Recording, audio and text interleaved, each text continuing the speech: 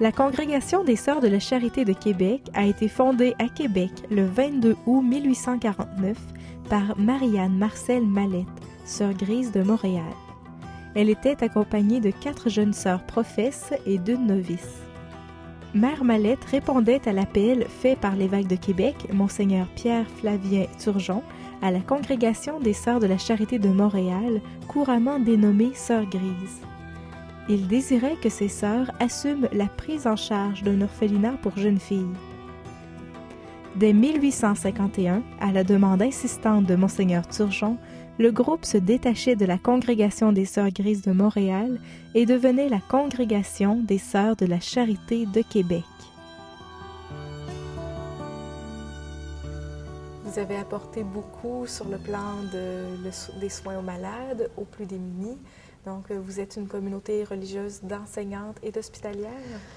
Je dirais qu'on est une communauté religieuse en général, parce qu'on a eu des écoles, des pensionnats, des orphelinats, des hôpitaux, des écoles d'infirmières, des écoles normales, des résidences pour personnes âgées. Comme vous voyez, on a vraiment fait le tour de ce qui est, surtout à cette époque-là, puis à venir à peut-être 25-30 ans, ce qui amenait la pauvreté.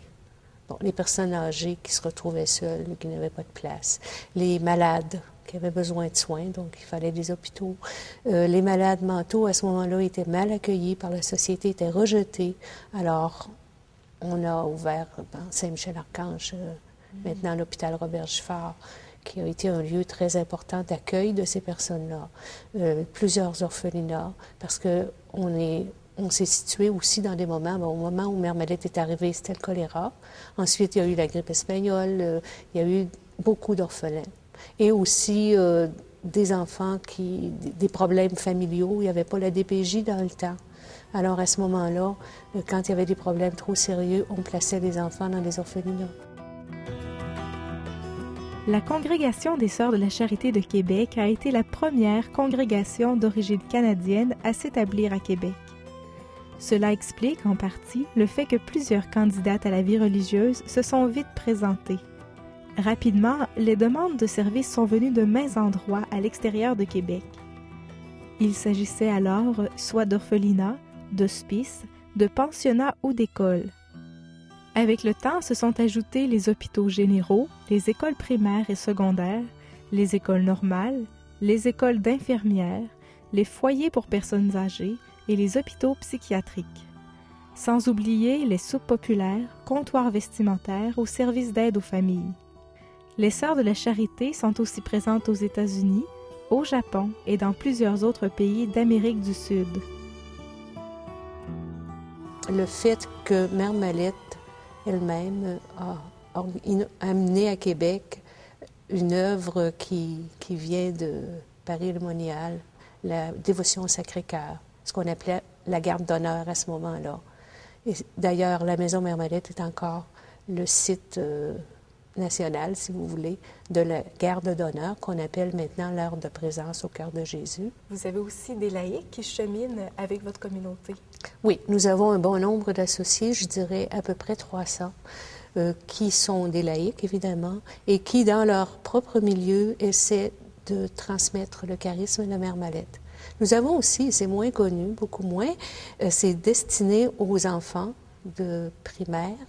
Ça s'appelle les Amis de Marcel Mallette. Et là aussi, l'idée, l'intention profonde, l'objectif, c'est d'amener les enfants à voir autour d'eux qu'il y a peut-être quelqu'un qu'on peut aider. Il y a peut-être un sourire qu'on peut faire. Il y a peut-être une petite chose qu'on peut partager. On peut peut-être aider à faire un devoir. Donc, l'éveil des enfants à l'autre, toujours dans l'esprit de Mère Mallette. On n'est pas tout seul sur la terre, on doit s'occuper des autres. Les premières œuvres, tout particulièrement dans le domaine de l'éducation et de la santé, sont dans notre histoire les assises de ce qui relève aujourd'hui des pouvoirs publics. Toutefois, reste très importante l'implication des sœurs en éducation de la foi, en animation pastorale et dans des services auprès des démunis. Soulignons particulièrement à Québec NDA, un organisme au service des personnes handicapées auditives adultes, les missionnaires de la rue, la soupe populaire, les comptoirs vestimentaires, l'accueil La Providence, le service Dernier Espoir et le service d'aide aux familles.